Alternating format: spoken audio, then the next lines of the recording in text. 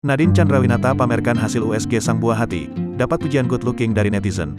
Nadine Chandrawinata dan sang suami Dimas Anggara sedang senang sekaligus cemas menunggu kelahiran sang buah hati.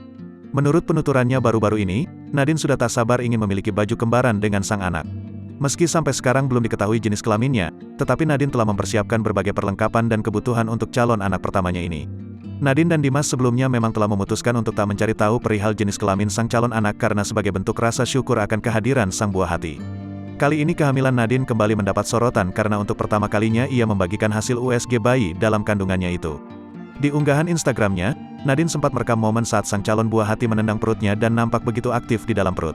Tentu saja hal itu langsung membuat banyak orang gemas. Setelah video dibagikan, barulah Nadine menunjukkan video USG sang anak untuk pertama kalinya di hadapan publik. Karena kecanggihan alat dan majunya zaman, wajah calon anak pertama Nadine dan Dimas Anggara terlihat dengan jelas dan sangat menawan. Yang membuat gemas, Nadine membagikan hasil USG sang anak saat berpose melet. Kemudian ia menyandingkan fotonya sendiri dan Dimas Anggara, dengan harapan agar publik dapat menilai kemiripan di antara mereka.